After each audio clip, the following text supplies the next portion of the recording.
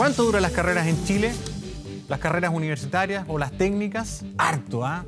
Bueno, algunas casas de estudio ya están revisando las mallas curriculares de las principales licenciaturas. Han detectado, por ejemplo, materias que se repiten, contenidos que corresponden a veces al posgrado o a especialidades. Bueno, queremos hablar de este tema. Estamos con Andrés Bernasconi. Él es académico de la Facultad de Educación de la Universidad Católica y además director del Centro de Justicia Educacional. Andrés, bienvenido. Gracias, Gonzalo. Encantado de estar acá. Bueno, un tema súper importante que se ha puesto en el tapete y en la discusión por el tema de la gratuidad, por las dificultades para financiar la gratuidad, porque hay muchos que van a quedar sin ese financiamiento, sobre todo cuando se atrasan en sus carreras. Entonces vuelve este debate, que hay carreras que son excesivamente largas o más allá de lo que deberían durar. ¿Cuál es el análisis que ustedes hacen en torno a la duración de las carreras y varias que son emblemáticas? Sí, yo creo que hay dos problemas distintos. Uno es el de la sobreduración de los estudios, es decir, gente que permanece en una carrera más tiempo que la duración teórica del currículum. Y otro problema es la duración teórica de las carreras. En el caso de la gratuidad, lo que está en juego es estudiantes que en una carrera de 5 años se demoran 6 o 7 en terminar. Y eso está relacionado no tanto con la duración teórica de la carrera, sino que está relacionado con la carga curricular, o sea, la cantidad de ramos que hay por semestre y por año en las carreras tal como están diseñadas. Ese es un problema, la sobrecarga. Y otro problema es cuánto debieran durar las carreras teóricamente. Porque, de hecho, el problema de la gratuidad, curiosamente, se resolvería para las universidades alargando la duración teórica de las carreras. Entonces, una carrera que dura 5 años, tú dices, no, que ahora dura 7 años, entonces el estudiante tendría 7 años para terminar y se cumpliría entonces con el requisito que le pone la gratuidad y no quedaría desprovisto de financiamiento. Entonces, la cuestión de la duración teórica de las carreras remite más bien a problemas que tienen que ver con, en parte, regulaciones poco conocidas que tiene el Estado, que para el acceso a cargos públicos, en varias reparticiones, las leyes que fijan las plantas de los servicios públicos requieren insólitamente, hace muchos años, de semestres, que una carrera dure, que la persona que se postula a un cargo tenga una carrera que haya durado 10 semestres, por ejemplo. Y así está puesto en la ley. Eso crea un incentivo a las instituciones para inflar artificialmente la duración de la carrera de manera de cumplir con ese requisito y no dejar entonces fuera de ese mercado de trabajo a sus egresados. Pero, ¿es solamente eso o porque, ok, el tema de la gratuidad es súper importante, pero antes del tema de gratuidad que se instaló hace poco tiempo, este debate se ha puesto sobre la mesa en reiteradas ocasiones por el gasto, por ejemplo. O sea, hay carreras que no tienen una razón ni una justificación de durar 5 años. Es tan así que, por ejemplo, instituciones de prestigio como la Católica, la Pontificia, ha tomado medidas y han hecho una reducción importante de carreras que son súper emblemáticas. O sea, uno puede pensar, ¿qué más justificado que una medicina dure 7 años? Bueno, se achicó la carrera de medicina en la Católica, dura 6. Sí. Y en otras también. Entonces uno dice, ¿hay una voluntad? ¿O es que efectivamente esta excesiva duración a veces también es forzosa para alimentar un negocio? Porque a veces hay una cantidad de ramos que son absolutamente obviables, prescindibles. Sí, yo estoy de acuerdo con eso. Y aquí el problema somos los profesores. ¿Por qué? Porque los profesores somos los que diseñamos los currículums de las carreras. Pero lo hacen a pedido también. Lo hacemos en general en las universidades. Las carreras se diseñan sobre la base de lo que los profesores creemos que los estudiantes necesitan aprender. ¿Y cuál es el incentivo que tienen los profesores de meter a veces ramos que son chaya? Perdón la palabra poco técnica, sí. Pero oiga. Sí. Son ramos que se ponen en las carreras por si el estudiante fuera a necesitarlos alguna vez en los 40 años que dura su carrera profesional. Eso es un absurdo. Nosotros debiéramos ser capaces de definir qué es lo que necesita un profesional inicial, un profesional que está empezando su carrera. En el fondo, ahí hay una cuestión que es bien comprensible. O sea, lo que es pregrado es pregrado. ¿Para qué le pones un ramo de posgrado a una carrera que no lo requiere? ¿Por qué se hace eso? Eso se hace porque a los profesores nos carga quedarnos sin ramos que enseñar en las carreras, porque eso nos hace sentir que lo que nosotros hacemos no es relevante. Y todos los profesores creemos que nuestro ramo es el más importante. Entonces hay un incentivo, por así decirlo, cultural, para que una carrera represente todas las especialidades de todos los profesores que trabajan en esa facultad o en ese departamento. Eso está cambiando de a poco, porque nos hemos ido acostumbrando en las universidades ahora a diseñar las carreras, por así decirlo, desde el final hacia el principio. Definir cuál es el perfil de egreso, qué es lo que un profesional necesita saber en la etapa inicial de su carrera, y luego articular los contenidos de manera de que en la secuencia de la formación todo lo básico esté. Ahora, si eso dura 5 años, 4 años y medio, 4 años y cuarto, 3 años y 8 meses, debiera ser consecuencia del diseño curricular y no al revés. Pero nosotros todavía tendemos a partir al revés. Decimos, tenemos 5 años disponibles, son 10 semestres, podemos meter 6 ramos por semestre y así tenemos una carrera de 60 asignaturas. Y yo coincido contigo que mucho de eso no es necesario, por lo menos en la etapa de formación preliminar o inicial de los estudiantes. Porque además nos cuesta creernos el cuento de que la educación es para toda la vida. Nosotros creemos que la única formación disponible que va a tener el estudiante es la que nosotros le vamos a dar en el pregrado. Y por eso tenemos estos ramos que le decíamos por si acaso. Ahora, ¿cuánto también influye el déficit con que llegamos a la educación superior? En el sentido de que muchas veces dentro del diseño de las carreras deban contemplarse ramos que son más bien para parchar las falencias de cómo llegamos después de la educación media.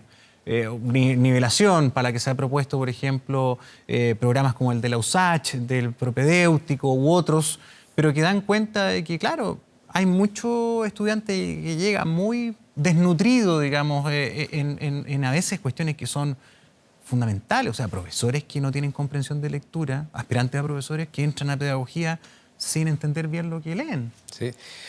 Normalmente el primer año de la carrera universitaria es un año que combina una enseñanza de elementos fundantes de una carrera más nivelación. A eso estamos acostumbrados en todas las universidades. ¿En todas las universidades? Pasa en todas las universidades, sí. No importa el puntaje de los estudiantes. Es más grave con estudiantes de menor rendimiento que en estudiantes de mayor rendimiento, pero en general los estudiantes no llegan preparados para el nivel de desafío que significa la educación superior versus la educación escolar, y el primer año está dedicado a eso. Eso nosotros lo sabemos y estamos acostumbrados a trabajar en ese escenario, y recién entonces en el segundo año uno puede tener estudiantes que están más o menos nivelados. Tú mencionabas el caso de los programas propedéuticos, que es muy interesante, porque los programas propedéuticos se ha estudiado cuánto toma nivelar un estudiante que viene con un puntaje más bajo que lo que una universidad normalmente recibe, y son buenas noticias.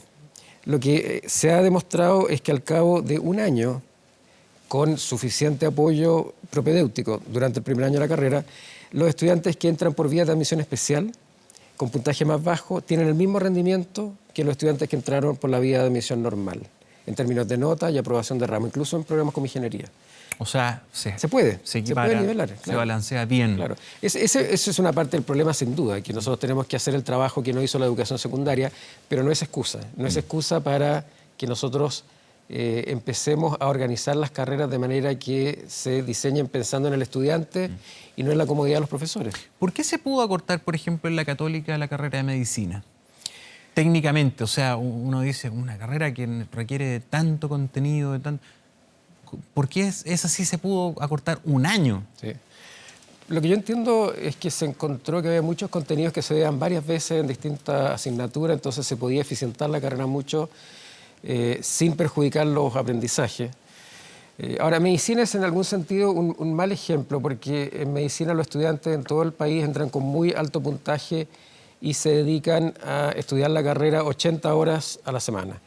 El estudiante promedio de Chile no es así. Claro. Es un estudiante con puntaje más bajo, que muchas veces tiene que trabajar, que no puede dedicar a veces 40 horas a la semana al estudio, y por lo tanto nosotros también tenemos que ser capaces de acoger al perfil del estudiante. Exactamente. Claro que sí. Y esa es otra presión que nos lleva a que los estudiantes no puedan realmente en esas condiciones aprobar 6 ramos por semestre.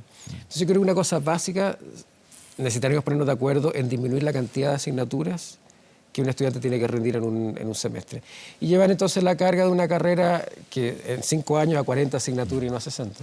Ahora, ¿qué carreras son potencialmente acortables técnicamente, o todas son potencialmente revisables y acortables? Porque en la experiencia que estamos dando, no solamente medicina, sino que también hay algunas ingenierías como la civil que también se lograron acotar diseñándolo pensando en el magíster, por ejemplo, hacer un rediseño conjunto.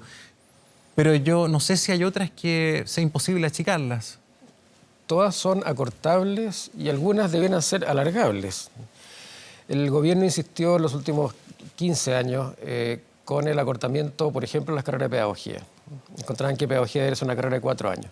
Nosotros hicimos eso, acortamos las carreras de pedagogía, pero uno se da cuenta que en algunos casos, no en todos los casos, realmente tú necesitas un poco más de tiempo, por ejemplo, en el caso de pedagogía, porque los estudiantes pasan mucho tiempo, las estudiantes deberían decir, pasan mucho tiempo en los centros de práctica. Por lo tanto, el tiempo lectivo se reduce a la mitad. Entonces, si tú acortas demasiado una carrera, lo que terminas creando es sobreduración. Esto es como las sabanitas cortas. Para taparte de arriba, te destapas abajo. Entonces, lo que se necesita es definir un buen equilibrio entre cuál es la carga de trabajo esperable para un estudiante durante el año, cuánto tiempo le puede dedicar realmente, dadas las condiciones de ese estudiante, y luego en cuánto tiempo razonablemente uno puede esperar que el estudiante logre dominar las competencias que definen un quehacer profesional, que es el objetivo de una carrera. ¿Cómo estamos con respecto al mundo? En términos generales, ¿nuestras carreras duran más o menos el estándar? No sé necesariamente compararse con la OCDE, pero con otras realidades que puedan ser comparables. ¿Estamos bien? Se suele decir que las carreras en Chile son demasiado largas comparado a la OCDE, pero eso es una comparación injusta para las carreras chilenas, porque me imaginaba. En Chile y en América Latina, y solo en América Latina, las universidades no solo dan un certificado académico, sino que dan un título profesional. Entonces la comparación justa debería ser cuánto en la OCDE se demora una persona en obtener un título profesional que la habilita para el ejercicio del periodismo, la arquitectura, la psicología o el derecho. Y ahí nos podríamos comparar. Y ahí uno se da cuenta, los maestros de escuela en Alemania se demoran 7 años. Claro. Los abogados en Estados Unidos se demoran 7 años y después tienen que dar un examen.